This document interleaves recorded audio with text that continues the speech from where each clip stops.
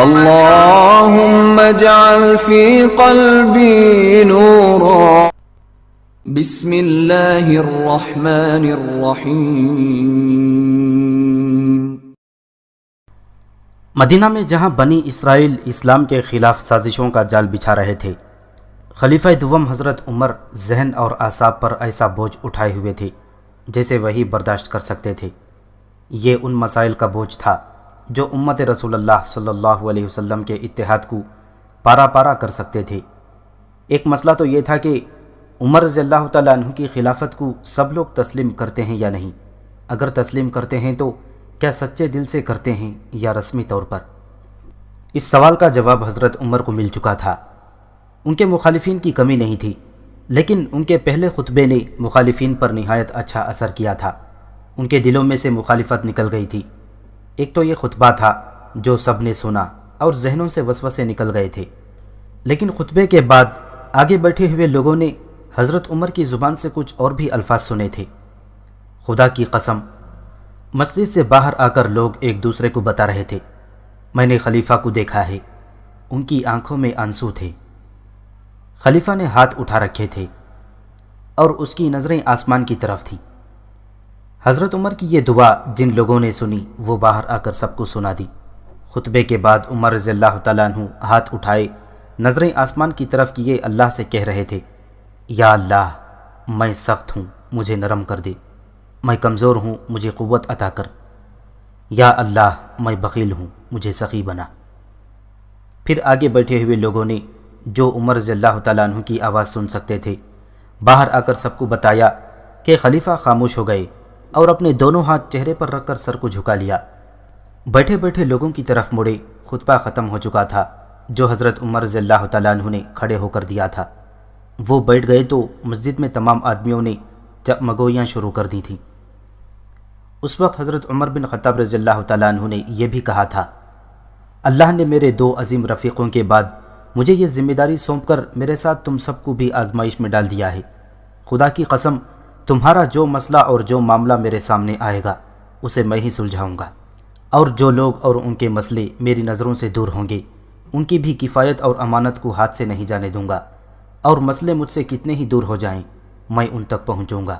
اگر لوگوں نے میرے ساتھ بھلائی کا رویہ روا رکھا تو میں یقیناً ان کے ساتھ بھلائی کروں گا، اور جو لوگ برائی سے باز نہیں آئیں گے میں انہیں عبرتناک سزا دوں گا. یہ تو ایک مسئلہ تھا جو بہت حد تک حل ہو گیا تھا. لوگوں نے مسجد سے باہر آ کر خلیفہ حضرت عمر رضی اللہ تعالیٰ عنہ کی یہ باتیں سنی جو وہ ان کی زبان سے نہیں سن سکے تھے. تو جن کے دلوں میں کچھ مخالفت باقی رہ گئی تھی انہوں نے بھی اپنے دل صاف کر لیے اور عمر کی خلافت کو دل و جان سے تسلیم کر لیا. دوسرا مسئلہ جو پہلے بیان ہو چکا ہے وہ محاذوں کا تھا. شام کے محاذ پر رومیوں نے قدم جما لیے تھے اور مسلمانوں کی پوزیشن کمزور ہو گئی تھی. سب سے بڑی دشواری یہ پیش آ رہی تھی کہ رومیوں کے مقابلے میں مسلمانوں کی نفری بہت تھوڑی تھی.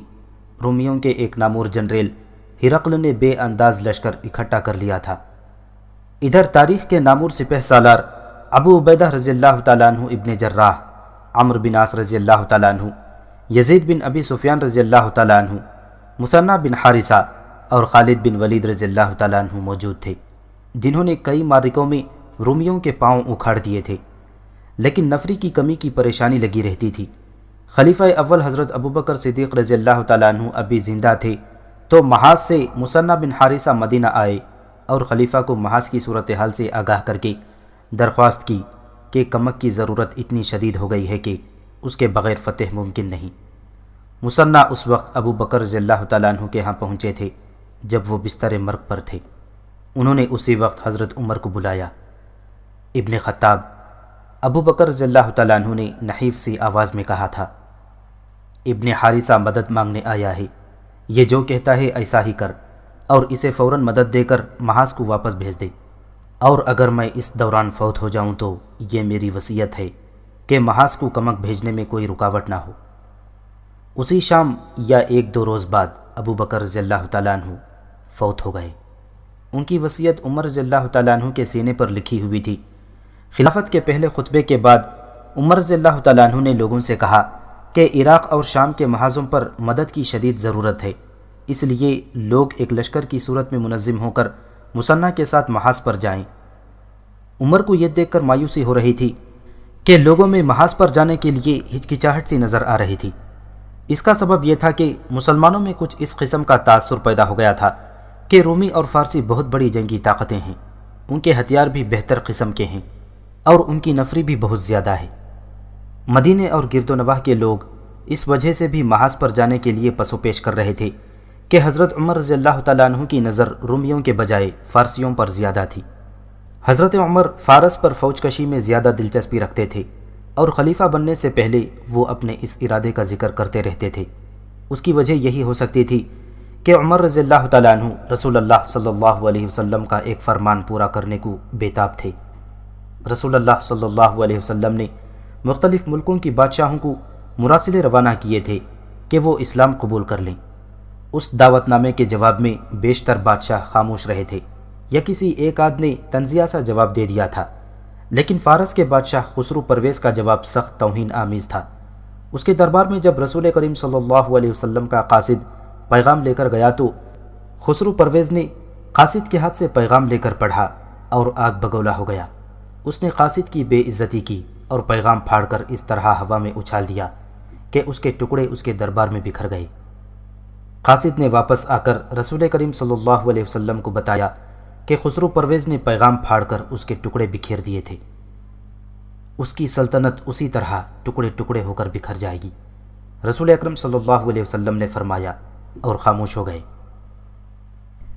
اب حضرت عمر رضی اللہ تعالیٰ عنہ خلیفہ تھے اور لوگوں کو وہ وقت یاد آ رہا تھا جب رسول کریم صلی اللہ علیہ وسلم کی زبان مبارک سے یہ الفاظ نکلے تھے۔ عمر اس وقت وہاں موجود تھے۔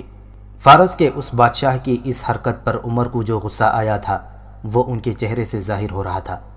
اب فارس کا بادشاہ خسرو پرویز تو نہیں تھا، لیکن عمر رضی اللہ تعالیٰ عنہ فارس کی طاقتور سلطنت کے ٹکڑے کر کے بکھیر دینے کا عزم لیے ہوئے تھے۔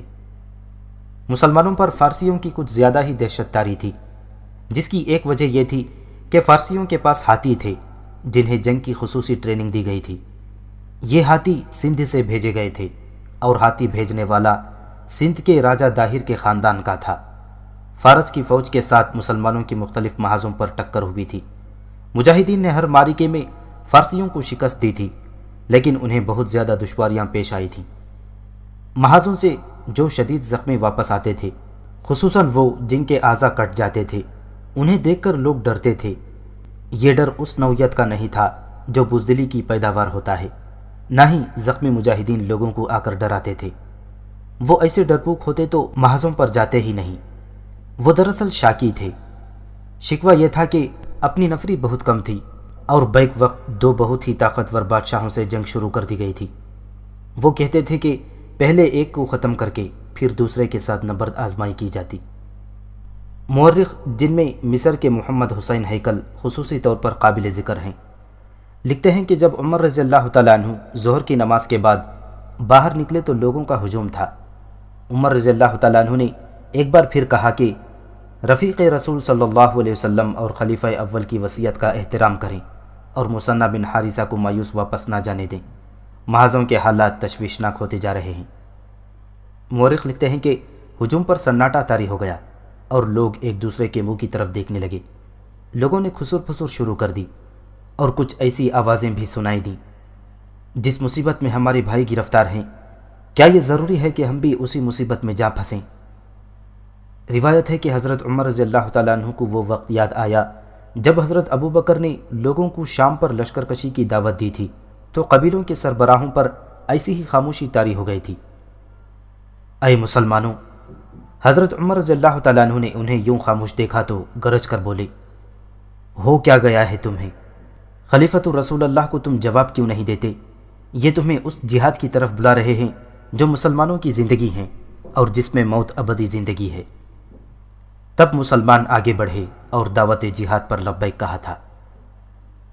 اب وہی صورتحال عمر رضی اللہ تعالیٰ عنہ کی خلافت کے آغاز میں ہی پیدا ہو گئی تھی۔ عمر پریشانی کے عالم میں اپنے گھر چلے گئے۔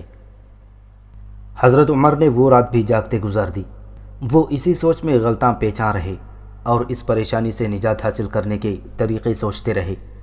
انہیں پریشانی یہ دیکھ کر ہو رہی تھی کہ سرکردہ افراد جو قائدین کا درجہ رکھتے تھے وہ گو مگو کی کیفیت میں مبتلا تھے۔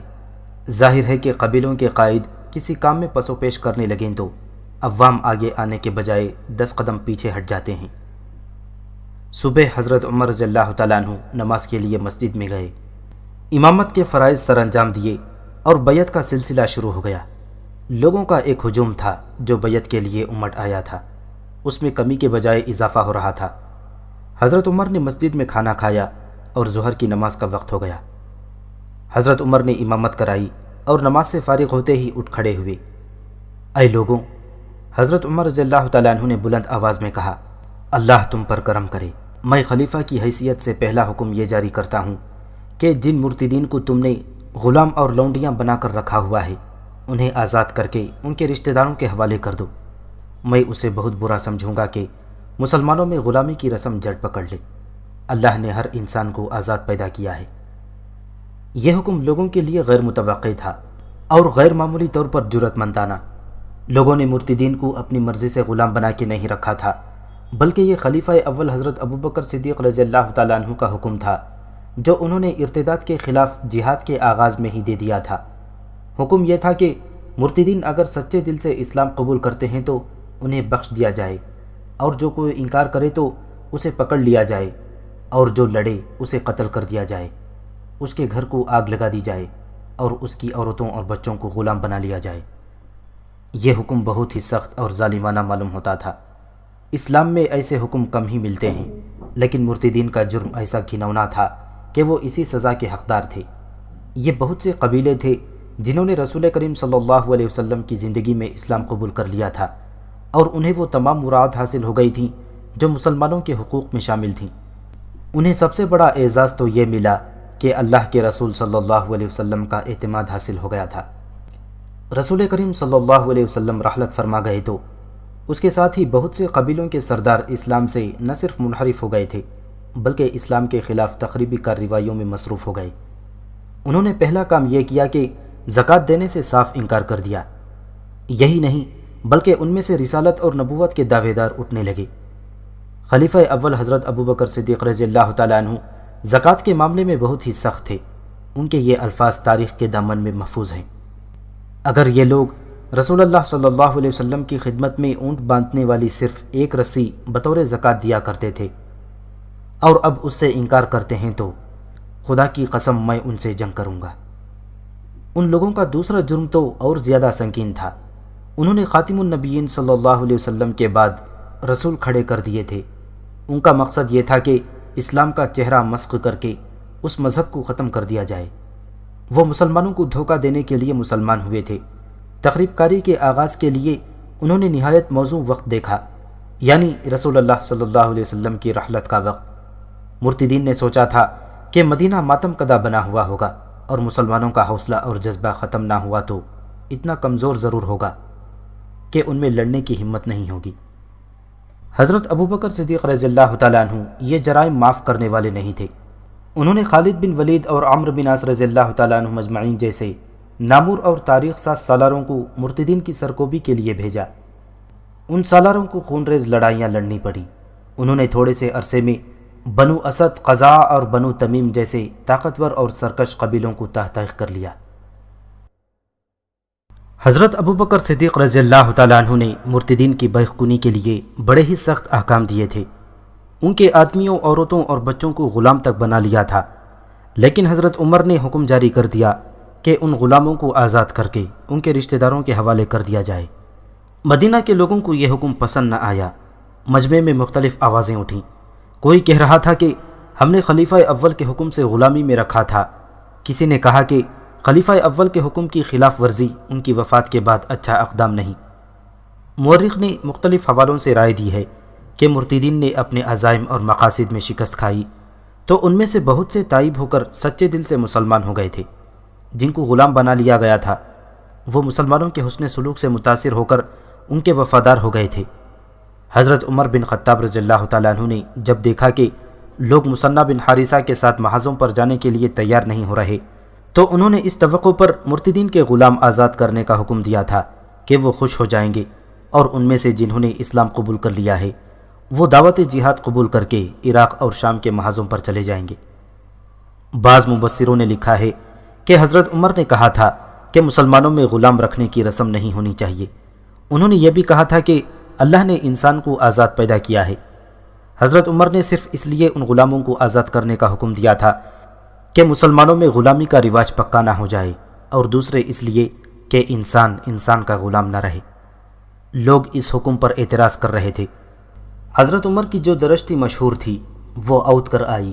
انہوں نے کہا، عرب کی مثال ایک اونٹ کی سی ہے جسے نکیل پکڑی ہوئی ہے اور وہ اپنے ساربان کے پیچھے پیچھے چلتا ہے۔ یہ دیکھنا ساربان کا فرض ہے کہ وہ اونٹ کو کس طرف لے جاتا ہے۔ رب کعبہ کی قسم، میں عربوں کو راہ راست پر لا کے چھوڑوں گا۔ مثنیٰ بن حارثہ نے کسی طرح محسوس کر لیا کہ لوگ فارس کی جنگی طاقت سے خائف ہیں۔ کسی قبیلے کے سردار نے اس خوف کا اظہار بھی کر دیا۔ ہمارے پاس اتنی طاقت نہیں کہ ہم فارس پر حملہ کریں۔ اس سردار نے کہا، فارس کی جنگی طاقت کو کبھی میدان جنگ میں دیکھیں پھر بات کریں۔ مثنیٰ بن حارثہ سے رہا نہ گیا، وہ اٹھ کھڑا ہوا۔ اس نے یہ بھی نہ دیکھا کہ خلیفہ لوگوں سے مخاطب ہیں۔ اے لوگوں، مثنیٰ نے بڑی ہی بلند آواز میں کہا، وہ کون سا فارس ہے جس کا خوف تمہارے دلوں پر بٹھ گیا ہے؟ کیا تم نہیں جانتے کہ ہم فارس کی جنگی طاقت سے ٹکر لے چکے ہیں؟ ہم نے فارس کے باہر اس کی سلطنت کے ایک بہترین حصے پر قبضہ کر رکھا ہے۔ ہم فارسیوں کو کئی لڑائیوں میں شکست دے چکے ہیں۔ ہم نے بابل کے کھنڈرات میں فارسیوں کو شکست دی ہے، لیکن مشکل یہ پیش آ گئی ہے کہ فارس کے بادشاہ نے اپنی ہاری ہوئی فوج کے لیے کمک بھیج دی ہے، مگر ہم کمک سے محروم ہیں۔ کیا تم یہ بھی نہیں کر سکتے کہ جو مجاہدین شہید ہو گئے ہیں ان کی کمی پوری کر دو؟ تمہارے دل اتنے پتھر کیوں ہو گئے ہیں کہ جو اللہ کی راہ میں کفر کے خاتمے کے لیے لڑتے ہوئے زخموں سے چھلنی ہو کر بیکار ہو گئے ہیں، ان کی خالی جگہ پر نہیں کرتے؟ خدا کی قسم، مسلمان کسی سے کبھی نہیں ڈرے۔ میں محاذ سے آیا ہوں، نفری کی کمی کی وجہ سے ہم قلعہ بند ہو گئے ہیں۔ ہم اپنے دفاع میں لڑ سکتے ہیں، قلعے سے نکل کر پیش قدمی نہیں کر سکتے۔ کیا تم اس دن کے انتظار میں ہو جس دن تمہارے بھائی اور تمہارے بیٹے محاذ سے بھاگ کر آئیں گے اور تمہیں آ کر بتائیں گے کہ وہ اپنی ساتھیوں کی لاشیں اور تڑپتے کراہتے ہوئے زخمی میدان میں چھوڑ آئے ہیں اور وہ فارسیوں کے گھوڑوں تلے روندے جا رہے ہیں؟ مجمع پر سناٹا طاری ہو گیا۔ حضرت عمر رضی اللہ تعالیٰ عنہ لوگوں کے چہروں سے ان کے تاثرات اور رد عمل معلوم کرنے کی کوشش کر رہے تھے۔ مثنیٰ بولتا جا رہا تھا اور لوگوں کے چہروں کے تاثرات بدلتے جا رہے تھے۔ پھر لوگوں میں بے چینی دیکھنے میں آئی۔ عمر نے بھانپ لیا کہ لوگوں میں جذبہ بیدار ہو رہا ہے اور انہوں نے مثنیٰ کا اثر قبول کر لیا ہے۔ حضرت عمر بن خطاب اٹھ کھڑے ہوئے، مثنیٰ بیٹھ گیا۔ اے ایمان والوں، حضرت عمر رضی اللہ تعالیٰ عنہ نے کہا، کیا تم حجاز میں ہی قید ہو کے بیٹھ جانا چاہتے ہو؟ کیا وہ لوگ تم میں سے نہیں ہیں جو اپنے گھر بار چھوڑ کر کہاں سے کہاں جا پہنچے ہیں اور اس سرزمین پر پھیل جانے کو چلے گئے ہیں جس کا وعدہ اللہ نے اپنی کتاب میں کیا ہے کہ وہ تمہیں اس کا وارث بنائے گا؟ اللہ تمہارے دین کو بے دین لوگوں کے دلوں پر غالب کرے گا۔ اللہ اپنے دین کے پیروکاروں کو دوسری قوموں کی میراث عطا کرنے والے ہیں۔ خدا کی قسم، تم اللہ کے وعدوں سے بھاگ رہے ہو یا فارسیوں کی ہیبت تم پر طاری ہو گئی ہے؟ کیا تم میں اللہ کے معبود ہونے کی شہادت دینے والا کوئی نہیں رہا؟ کیا تم باطل سے ڈرتے ہو اس لیے حق کی تلوار کو بے نیام نہیں کرتے؟ لوگوں میں کھسر پھسر سنائی دینے لگی جو بلند ہوتے ہوتے اونچی آوازوں کی صورت اختیار کر گئی۔ پھر یہ آوازیں ایک آواز میں سمٹ گئیں، خدا کی قسم، ہم نے رسول اللہ صلی اللہ علیہ وسلم کے دکھائے ہوئے راستے پر چل کر اللہ کے دین کو سر بلند کیا اور اسے عرب کی سرحدوں سے باہر لے جا کر پھیلایا۔ وہ کون سی قوم تھی جس نے ہمیں للکارا اور ہم نے اسے نیچا نہیں دکھایا؟ رسول اللہ صلی اللہ علیہ وسلم ہم سے جدا ہو گئے تو ہم نے خلیفہ اول حضرت ابو بکر رضی اللہ تعالیٰ عنہ کی قیادت قبول کی اور ہر حال میں ان کے ساتھ رہے۔ اللہ نے ہماری مدد کی، ہم میں سے کسی پر کبھی یہ کیفیت طاری نہیں ہوئی تھی جو آج ہو گئی ہے۔ ہمیں کیا ہو گیا ہے کہ ہم اپنے خلیفہ عمر کی دعوت جہاد پر خاموش بیٹھے ہیں؟ یہ آواز ابو عبید بن مسعود بن عمرو والثقفی کی تھی۔ میں مثنیٰ بن حارثہ کے ساتھ جاؤں گا، ابو عبید بن مسعود نے کہا، اور میں بھی، ایک صحابی سلیط بن قیس رضی اللہ تعالیٰ عنہ نے اٹھ کر کہا، اور اس کے بعد لبیک لبیک کی آوازیں ہونے لگیں۔ محاذ پر جانے والوں کی تعداد 1000 تک پہنچ گئی۔ حضرت عمر رضی اللہ تعالیٰ عنہ کا چہرہ خوشی سے تمتمانے لگا۔ مورخ لکھتے ہیں کہ جہاد پر جانے والے یہ تمام رضاکار مدینہ کے رہنے والے تھے۔ ایک عجیب سوال پیدا ہو گیا۔ خلیفہ رسول ایک سرکردہ مدنی نے اٹھ کر کہا، کیا آپ دیکھ رہے ہیں کہ محاذ پر جانے والوں میں اکثریت مدینہ کے انصار اور مہاجرین کی ہے؟ میں دیکھ رہا ہوں، حضرت عمر نے کہا۔ اور تم نے یہ بات کیوں کہی ہے؟ اس لیے کہی ہے کہ اس لشکر کا سالار کوئی مدنی ہی ہونا چاہیے۔ مدنی نے جواب دیا، کسی ایسے مہاجر یا انصاری کو اس کمک کی سالاری دیں جس نے پہلے کبھی میدان جنگ میں شجاعت دکھائی ہو اور وہ صحابہ اکرام میں سے ہو۔ نہیں، حضرت عمر رضی اللہ تعالیٰ عنہ نے کہا، واللہ میں کسی مدنی یا کسی صحابی کو سالار نہیں بناؤں گا۔ اللہ نے تمہیں سربلندی اسی لیے عطا فرمائی تھی کہ تم نے دین کے دشمنوں کے سر کچلنے کے لیے ہمت اور شجاعت کے جوہر دکھائے تھے، مگر میں 3 دنوں سے دیکھ رہا ہوں کہ تمہارے چہروں پر بزدلی لکھی ہوئی تھی۔ تم دشمن کے سامنے جانے سے ڈر رہے تھے، تو کیا سالاری اور امارت کے لیے اس شخص نے برتری حاصل نہیں کر لی جو اپنے دین کی حفاظت اور فروغ کے لیے سب سے پہلے آگے آیا تھا؟ خدا کی قسم، اس لشکر کا امیر یہی شخص ہوگا۔ ابو عبید، اٹھو، میں نے تمہیں اس لشکر کا امیر مقرر کیا جو مثنہ بن حارثہ کے ساتھ جا رہا ہے۔ پھر حضرت عمر نے سعد بن عبید اور سلید بن قیس کو پکارا۔ وہ دونوں اٹھے۔ تم ابو عبید کے بعد بولے تھے کہ تم محاذ پر جاؤ گے۔ عمر نے کہا، ابو عبید سے پہلے اٹھتے تو لشکر کے امیر تم ہوتے۔ ابن خطاب سلید بن قیس نے کہا، بے شک دلوں میں جو کچھ ہے وہ اللہ جانتا ہے، میں جہاد پر امارت کے لیے نہیں، اللہ کی خوشنودی کے لیے جا رہا ہوں۔ اس کمک کی تعداد بھی بڑھ رہی تھی۔ حضرت عمر نے مثنہ کا مدینہ میں رکے رہنا مناسب نہ سمجھا۔ محاذوں کی صورتحال تشویشناک تھی۔ ابن حارثہ عمر رضی اللہ تعالیٰ عنہ نے کہا، تم ابھی عراق کو روانہ ہو جاؤ اور محاذ کو سنبھالو۔ کمک 1-2 دنوں میں جنگ کی تیاری مکمل کر کے روانہ ہوگی۔ ایک ساعت، ایک لمحہ قیمتی ہے، یہاں انتظار نہ کرو، اور ضروری احتیاط یہ ہے کہ جب تک یہ کمک نہ پہنچ جائے لڑائی سے گریز کرنا، کسی بھی طرف پیش قدمی کا خطرہ مول نہ لینا۔ مثنہ بن حارثہ مسرور اور مطمئن محاذ کو روانہ ہو گیا۔ 2 دنوں بعد کمک بھی روانگی کے لیے تیار ہو گئی۔ کسی بھی تاریخ میں اس کی تعداد نہیں لکھی، یہ تعداد یقیناً 2000 کے قریب تھی۔ ابو عبید، حضرت عمر نے بوقت رخصت ابو عبید کو آخری ہدایت دی، تمہیں محاذ پر رسول اللہ صلی اللہ علیہ وسلم کے کئی صحابہ اکرام ملیں گے، وہ جو کہیں گے اس پر عمل کرنا۔ تم کمک کے اس لشکر کے امیر ہو اور محاذ پر جا کر تم اس کے سالار ہوگے۔ کوئی کارروائی اور کوئی فیصلہ صحابہ اکرام کے مشورے کے بغیر نہ کرنا، جلد بازی سے کام نہ لینا۔ تم بہت بڑی بادشاہی کے خلاف لڑنے جا رہے ہو۔ جنگ میں کامیابی حاصل کرنے کے لیے ہر صورتحال کو ٹھنڈے دل سے سوچنے کی اور ہر موقع سے فائدہ اٹھانے کی ضرورت ہے۔ الوداع ابو عبید، اللہ تمہارے ساتھ ہے۔ حضرت عمر کچھ دور تک اس لشکر کے ساتھ گئے۔ دور جا کر ابو عبید نے پیچھے دیکھا، مدینہ کے باہر اور مکانوں کی چھتوں پر مردوں اور عورتوں کے ہاتھ بلند ہو کر ہل رہے تھے۔ کمک کا مسئلہ حل ہو گیا تھا۔ حضرت عمر نے اپنے اس حکم پر توجہ مرکوز کر لی کہ ارتداد کے خلاف جہاد کے دوران جن مرتدین کو غلام بنایا گیا تھا انہیں آزاد کر دیا جائے۔ ان غلاموں کے آقا اس حکم پر خوش نہیں تھے، لیکن حضرت عمر اپنے احکام منوانا جانتے تھے۔ انہوں نے اپنے انتظام کے تحت گھر گھر اپنا یہ حکم پہنچا دیا کہ غلاموں کو آزاد کر دیا جائے۔ لوگ غلاموں کو آزاد کرنے لگے۔ مدینہ کی چھوٹی سی ایک مضافاتی بستی میں اونٹوں اور گھوڑوں کا ایک تاجر رہتا تھا جس کا نام ابو زبیر تھا۔ دولت مند آدمی تھا۔ وہ تھا تو گھوڑوں کا سوداگر جو ادھر ادھر سے گھوڑے لا کر بیچتا تھا، لیکن وہ گھوڑوں کے دوسرے سوداگروں سے اس لحاظ سے مختلف تھا کہ وہ گھوڑوں کو جنگی تربیت بھی دیتا تھا۔ اس کے سدھائے ہوئے گھوڑے میدان جنگ کے لیے کارآمد اور قابل اعتماد ثابت ہوتے تھے۔ ابو زبیر جو اپنے قبیلے کا ایک سرکردہ فرد تھا، میدان جنگ کا شہ سوار تھا اور تیغ زنی میں خصوصی مہارت رکھتا تھا۔ رسول اللہ صلی اللہ علیہ وسلم کے وصال کے بعد ارتداد کا فتنہ اٹھا تو خلیفہ اول حضرت ابوبکر صدیق رضی اللہ تعالیٰ عنہ نے مرتدین کے خلاف جہاد کا اعلان کر دیا۔ ابو زبیر بھی اس جہاد میں شریک ہوا۔ اس وقت اس کی عمر 60 سال ہو چکی تھی۔ مجاہدین کے لشکر میں اسے کوئی عہدہ حاصل نہیں تھا، اس کی حیثیت سپاہی جیسی تھی۔ اس نے 2 معرکے لڑے تھے۔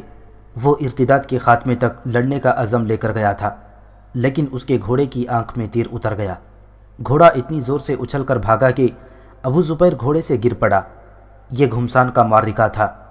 کسی اور گھوڑے کا پاؤں اس کے کولہے پر پڑا اور وہ اٹھنے کے قابل نہ رہا۔ وہ بڑی مشکل سے اپنے آپ کو گھسیٹتا معرکے سے نکل گیا۔ اس کی مرہم پٹی تو ہو گئی، لیکن ٹانگ کے جوڑ میں ایسا نقص پیدا ہو گیا کہ وہ صرف چلنے کے قابل رہ گیا، اور وہ بھی آہستہ آہستہ۔ وہ مدینہ کے قریب اپنے گاؤں میں واپس آ گیا۔ وہ خالی ہاتھ واپس نہیں آیا تھا۔ اس کے ساتھ مرتدین کی ایک ادھیڑ عمر عورت اور اس عورت کی بیٹی تھی جس کی عمر 17-18 سال تھی۔ اس کے قبیلے کے چند ایک آدمی اس کے ساتھ جہاد میں شریک تھے۔ ابو زبیر زخمی ہو گیا اور مدینہ کو واپس جانے لگا تو اس کے قبیلے کا ایک آدمی اس ادھیڑ عمر عورت اور اس کی نوجوان بیٹی کو ساتھ لیے اس کے پاس آیا۔ یہ مالی غنیمت ہے ابو زبیر، اس آدمی نے کہا۔ اس کے اہل تم ہی ہو، یہ ماں بیٹی لونڈیاں ہیں، ہم انہیں کیا کریں گے؟ یہ تم جیسے خوشحال سوداگر کے گھر میں ہی اچھی لگتی ہیں۔ ابو زبیر کا زخم ٹھیک ہو گیا اور وہ کام کاج کے قابل ہو گیا، لیکن میدان جنگ کے قابل نہ ہو سکا۔ اب وہ آہستہ آہستہ چلتا تھا۔ اس کی 3 بیویاں تھیں جن سے اس کے 7 بیٹے تھے۔ سب سے بڑے بیٹے کی عمر 30 سال کے قریب تھی، باقی بیٹے جوان اور نوجوان تھے۔ اس نے سب بیٹوں کو اپنے پاس بلا لیا۔ میرے بیٹوں، اس نے کہا، میں مرتدین کے خلاف لڑنے گیا تھا، یہ میرا فرض تھا، اور میں یہ 2 لونڈیاں اپنے ساتھ لایا ہوں کہ یہ میرا حق ہے، لیکن ان پر میرا اور تمہارا ایسا کوئی حق نہیں کہ ہم میں سے کوئی بھی انہیں بغیر نکاح کے بیویاں بنا لے، اور میں تم میں سے کسی کو اس نوجوان لونڈی کے ساتھ نکاح کرنے کی اجازت نہیں دوں گا۔ یہ گھر کا کام کاج کریں گی، لیکن ان سے اتنا ہی کام لیا جائے گا جتنا یہ کر سکتی ہیں۔ ابو زبیر نے اس لونڈی سے صرف ایک بار کہا تھا کہ وہ اپنی بیٹی کے ساتھ اسلام قبول کر لے تو ماں کی شادی اس کی عمر کے کسی مسلمان کے ساتھ کرا دی جائے گی اور اس کی بیٹی کو وہ اپنی بہو بنا لے گا۔ ابو زبیر اس لڑکی کی شادی اپنے بڑے بیٹے کے ساتھ کرنا چاہتا تھا۔ ابو زبیر، اس عورت نے بڑے پختہ لہجے میں جواب دیا، میرا جواب ایک بار ہی سن لے، میں اسلام قبول نہیں کروں گی۔ تو نے سوچا ہوگا کہ میں تیرے ہاتھوں میں مجبور اور محتاج ہوں اور تیری ہر بات مان لوں گی۔ نہیں ابو زبیر، تو جانتا ہے کہ میں کسی غریب باپ کی بیٹی نہیں، نہ میرا خاوند غریب آدمی تھا، وہ قبیلے کے اہم آدمیوں میں سے تھا۔ میں تجھے حکم نہیں دے رہا عاصمہ، ابو زبیر نے کہا، جبر نہیں کر رہا، تیرے بھلے کی بات کہی ہے۔ حکم دے کے دیکھ لے، عاصمہ نے کہا، جبر کر کے دیکھ لے۔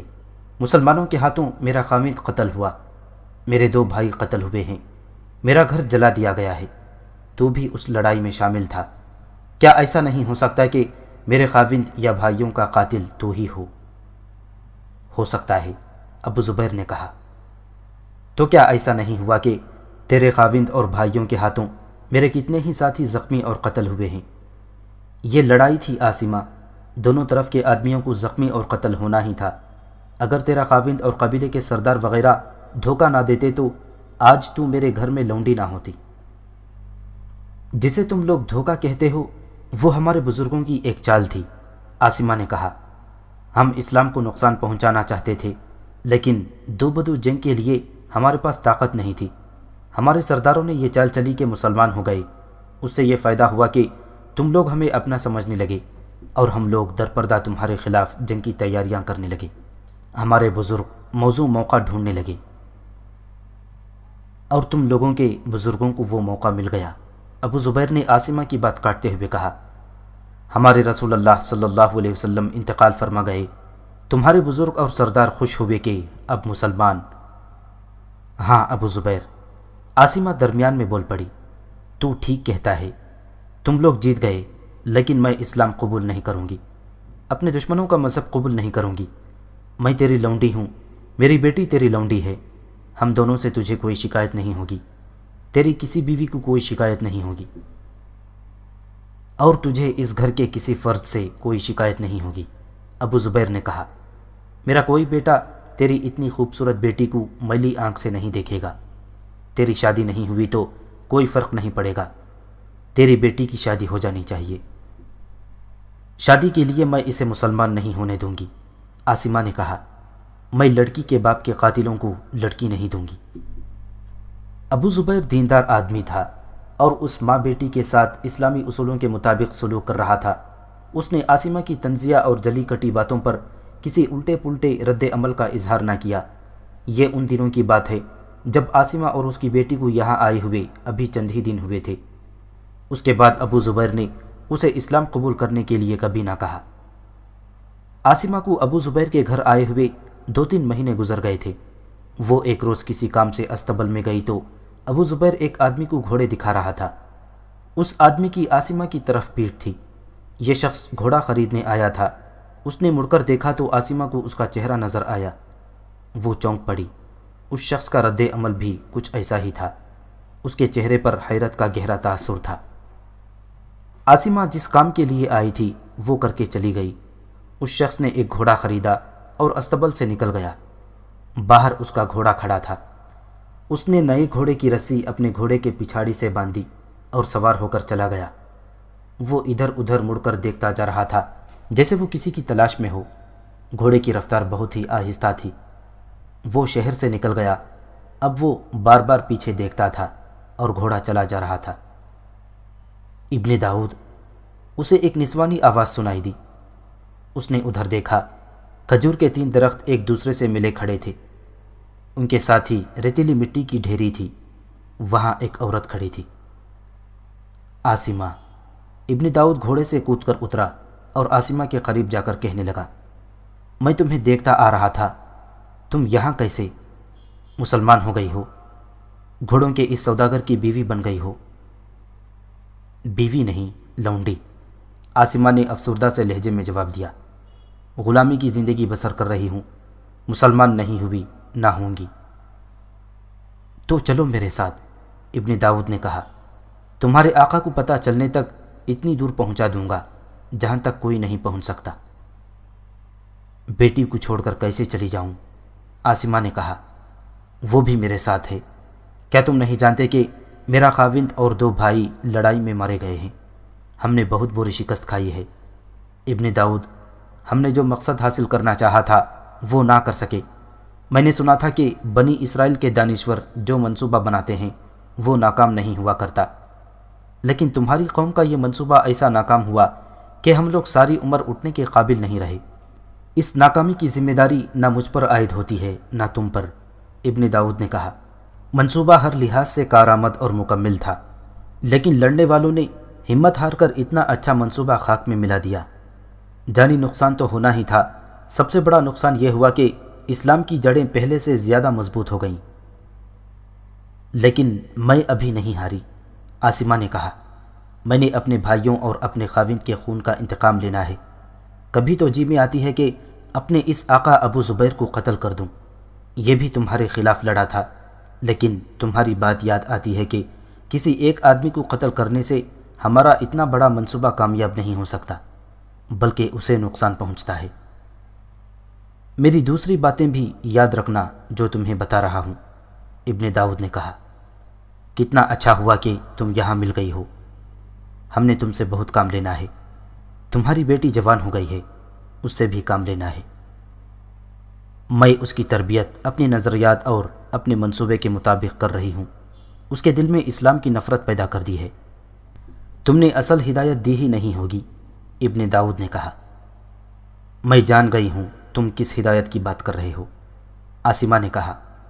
میں نے اسے اچھی طرح سمجھا دیا ہے کہ قبیلوں کے سرکردہ افراد کے بیٹوں کو محبت کے جال میں پھانس کر انہیں آپس میں لڑانا ہے۔ وفاداری کا حلف یا وعدہ ہر کسی کے ساتھ کرنا ہے، لیکن کسی ایک کے بھی ساتھ وفاداری نہیں کرنی۔ عاصمہ وہاں زیادہ دیر نہیں ٹھہر سکتی تھی۔ ابن داؤد نے اسے پھر ملنے کا وعدہ کیا اور چلا گیا۔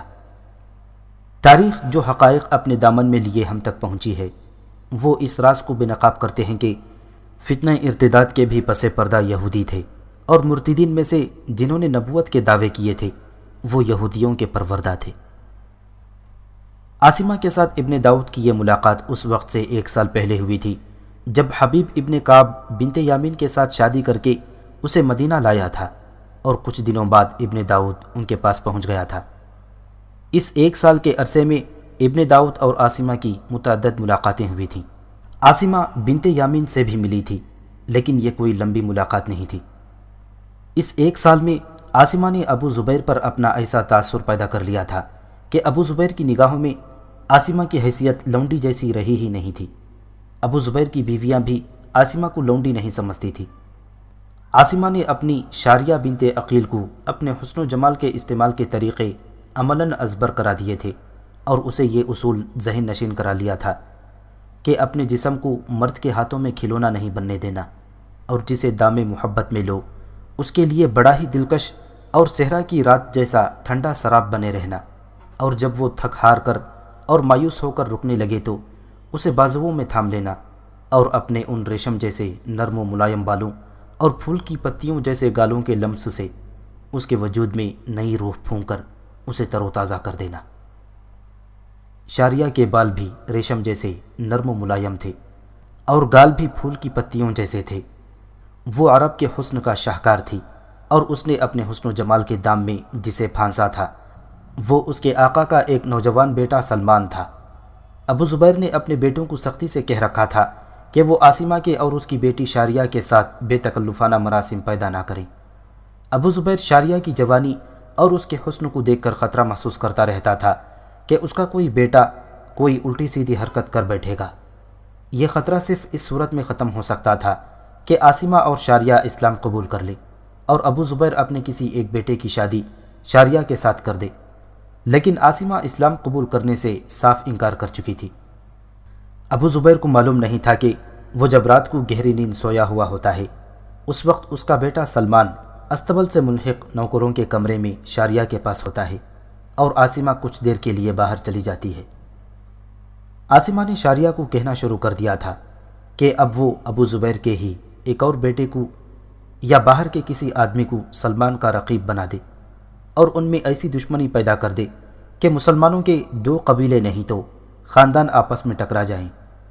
شاریہ ماں کو یقین دلا رہی تھی کہ وہ ابو زبیر کے خاندان سے ہٹ کر ایک خاندان کو دیکھ رہی ہے۔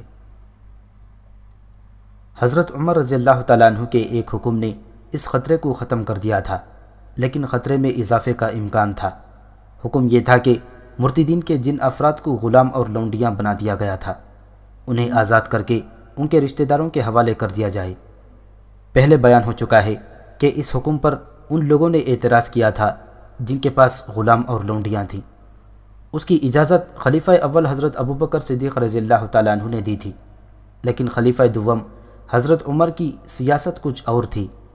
سالار مصنع بن حارثہ نے بھی تاریخی روایت کے مطابق عمر کو مشورہ دیا تھا کہ مرتدین میں سے بہت سے لوگ تائب ہو چکے ہیں، بہتر ہوگا کہ انہیں اعتماد میں لے لیا جائے اور ان کے عزیز رشتہ دار واپس کر دیے جائیں۔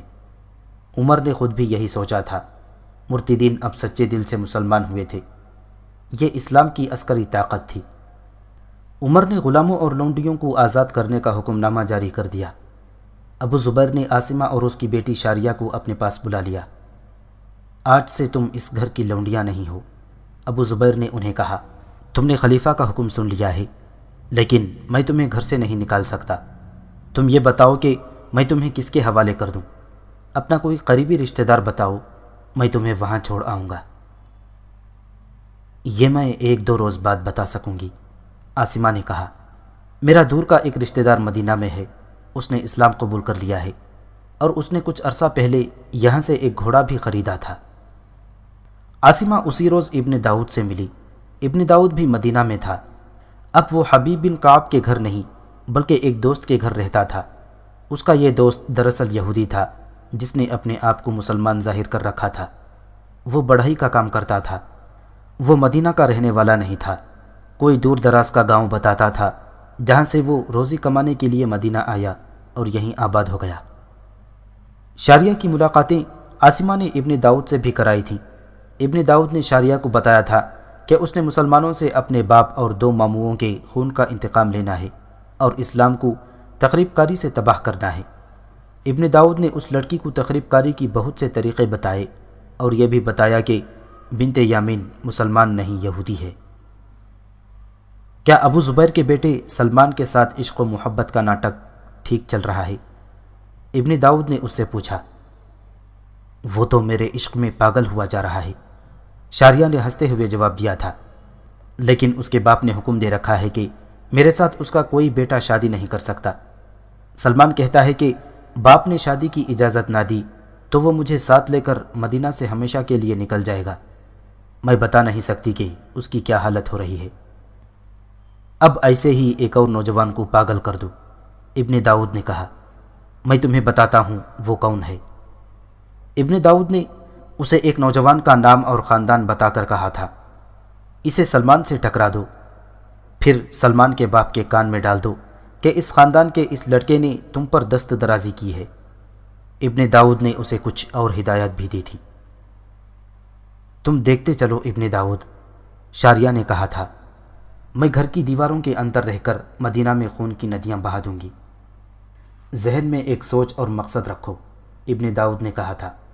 مقصد یہ کہ ہمیں مسلمانوں کو جاہلیت کے انہی اندھیروں میں واپس دھکیلنا ہے جہاں سے انہیں محمد صلی اللہ علیہ وسلم نے نکالا تھا۔ ان کے آپس کے اختلاف موجود ہیں، ہم نے ان اختلافات کو دشمنی کا رنگ دینا ہے اور انہیں آپس میں ٹکرانا ہے تاکہ یہ ایک دوسرے کا خون بہا بہا کر ختم ہو جائیں۔ ہم کئی اور طریقے استعمال کر رہے ہیں۔ میں جانتی ہوں، شاریہ نے کہا، ماں نے مجھے سب کچھ بتا دیا ہے۔ اس کے بعد شاریہ اور بنت یامین کی بھی ملاقاتیں ہوئیں۔ بنت یامین نے شاریہ کو بتا دیا تھا کہ اس نے حبیب بن کعب کو اپنی مٹھی میں لے کر اس کا دماغ خراب کرنا شروع کر دیا ہے۔ یہودی اسلام میں نظریاتی اور دیگر طریقوں سے تخریب کاری میں لگے ہی رہتے تھے، لیکن خیبر کی شکست نے انہیں سانپ اور بچھو بنا دیا تھا۔ بنو قریظہ، بنو نذیر اور بنو قعقاع رسول اللہ صلی اللہ علیہ وسلم کے ہاتھوں شکست کھا کر منتشر ہو گئے تھے، مگر درپردہ اکٹھے ہو کر انہوں نے مسلمانوں کے خلاف زمیندوز کارروائیاں شروع کر دی تھیں، بلکہ پہلے سے زیادہ خطرناک اور زیادہ تیز کر دی تھیں۔ انہوں نے تو غزوہ خیبر کے فوراً بعد ایک یہودان کے ہاتھوں رسول اللہ صلی اللہ علیہ وسلم کو زہر تک دے دیا تھا۔ عاصمہ اور شاریہ کو ابو زبیر نے آزاد کر کے ابن داؤد کے حوالے کر دیا۔ ابن داؤد انہیں اپنے بڑھئی دوست کے گھر لے گیا۔ ابو زبیر کا بیٹا سلمان وہاں بھی شاریہ سے 3-4 دن ملتا رہا۔ ان 3-4 دنوں میں عاصمہ اور شاریہ کو ابن داؤد نے ابو سلمہ، اسحاق وغیرہ کے متعلق بتا دیا تھا کہ اس تخریب کاری کی کمان اور ہدایت کاری ان دونوں کے ہاتھ میں ہے، اور وہ فلاں سمت ایک نخلستان میں بیٹھے ہوئے ہیں۔ ابن داؤد عاصمہ اور شاریہ کو 1-2 دنوں کے لیے وہاں لے جانا چاہتا تھا۔ ابن داؤد نے حبیب بن کعب کو یہ بتا رکھا تھا کہ وہ بنت یامین کا باپ ہے۔ بنت یامین 1-2 دنوں سے حبیب سے کہہ رہی تھی کہ وہ 2-4 دنوں کے لیے اپنے گاؤں جانا چاہتی ہے۔ حبیب پر وہ جادو بن کر غالب آ گئی تھی۔ وہ کہتی تھی کہ اپنے باپ کے ساتھ جائے گی اور اسی کے ساتھ واپس آ جائے گی۔ ابن داؤد نے بھی حبیب سے التجا کی کہ وہ اپنی بیٹی کو 2-3 دنوں کے لیے گاؤں لے جانا چاہتا ہے۔ حبیب نے اجازت دے دی۔ اگلی صبح ابن داؤد 2 گھوڑے لے آیا، ایک پر خود سوار ہوا، دوسرے پر بنت یامین سوار ہوئی۔